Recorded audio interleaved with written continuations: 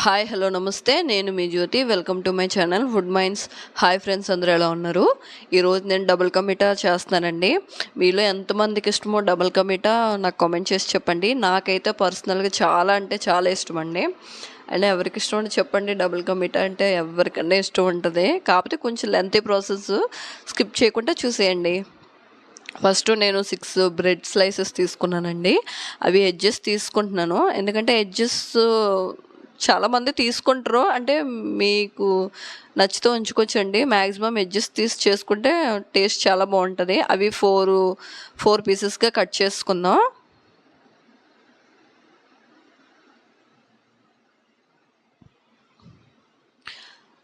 ఏంటంటే మనకి ఆయిల్ లాక్కుండా ఉండాలంటే చిన్న టిప్ అండి. మనం ఒక అరగంట గంట ముందు ఫ్యాన్ కింద కానీ ఎండ ఉంటే ఎండలో కానీ మనం ఇవి చేసుకునే ముందు ఉంచితే ఆయిల్ ఎక్కువ పీల్చవండి. ఒకవేళ మీరు చేసేటట్టయితే ఇలా చేయండి. తర్వాత నేను కొద్దిగా మిల్క్ బాయిల్ చేసుకుంటున్నానండి. యాక్చువల్లీ కోవా యాడ్ చేసుకుంటారు. కోవా బదులు మనం మిల్క్ కూడా బాగా బాయిల్ చేసి వేసుకోవచ్చు, కాకపోతే ఎక్కువ మరిగించాలి. ఒక అర లీటర్ తీసుకుంటే మీరు ఒక పావు లీటర్ అయ్యే వరకు మనం మరిగించుకోవాలండి. తర్వాత ఆయిల్, డీప్ ఫ్రైకి ఆయిల్ పెట్టుకొని ఇందాక మనం బ్రెడ్ స్లైసెస్ తీసుకున్నాం కదా, అవి అందులో వేసి బాగా ఫ్రై చేసుకుందాం. త్వరగానే ఫ్రై అయిపోతాయండి, దీనికి ఏం పెద్ద టైం ఏం పట్టదు. మరీ కలర్ చేంజ్ అయ్యే వరకు ఉంచకండి, జస్ట్ మనకి తెలుస్తుంది ఫ్రై అవుతే. ఆ స్టేజ్లో తీసేసుకుందాం. చూసారా, ఈ ఈ స్టేజ్లో తీసుకుంటే మనకి పర్ఫెక్ట్గా కుక్ అయినట్టు. నేను చూపిస్తాను చూసారా, ఆ విధంగా ఉండాలన్నమాట.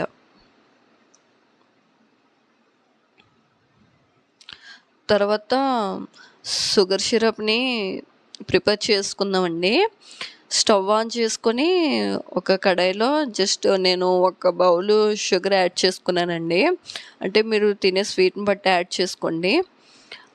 1 బౌల్ అయినా, అందులో 1 బౌల్కి ఇంకా కొంచెం అయినా సరే మీరు యాడ్ చేసుకోవచ్చు. అలాగే నేను 1 బౌల్కి షుగర్కి 2 బౌల్స్ వాటర్ యాడ్ చేసుకున్నాను. తర్వాత చూసారా, నేను అందులో కొంచెం food colour and elaichi add చేసుకున్నానండి. మీ దగ్గర ఉంటే ఫుడ్ కలర్ యాడ్ చేసుకోండి, కలర్ మంచిగా కనిపిస్తుంది. చూసారా, బాయిల్డ్ అవుతుంది. అంటే దీనికి ఏం పెద్దగా పాకమే అవసరం లేదండి. మనం జస్ట్ గులాబ్ జామ్కి ఎలాగైతే మనం ప్రిపేర్ చేసుకుంటామో షుగర్ సిరప్ని, సేమ్ అలా ప్రిపేర్ చేసుకుంటే చాలండి, పెద్దగా పాకమే అవసరం లేదు. తర్వాత మనం ఇందాక డీప్ ఫ్రై చేసుకున్నాం కదా, అవన్నీ ఒక్కొక్కటిగా అందులో వేసుకుందాం.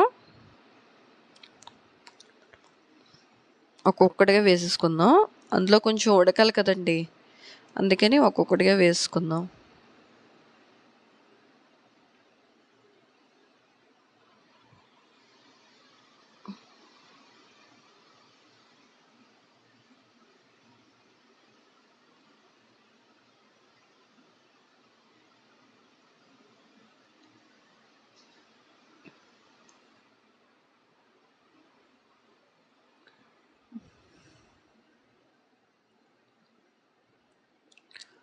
ఒక్కొక్కటిగా బాగా ఉడకబెట్టుకుందాం.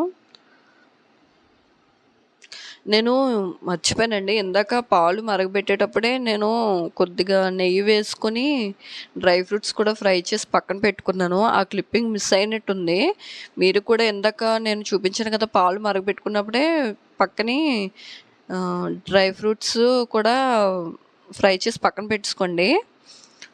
ఇందాక మరగబెట్టుకున్నాం కదా, చూసారా, పాలు అందులో యాడ్ చేసుకుంటున్నాం. ఇదే స్టేజ్లో మీరు కోవా అయినా సరే యాడ్ చేసుకోవచ్చండి.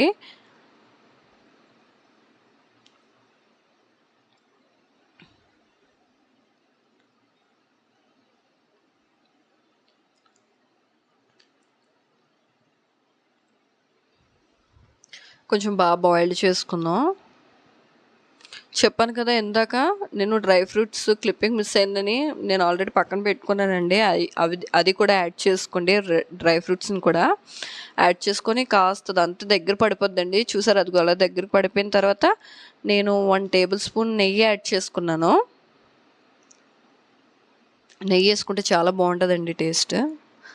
అంతేనండి, అయిపోయింది మన డబుల్ కా మీఠా. ఎలా వచ్చిందో నాకు కామెంట్ చేసి చెప్పండి.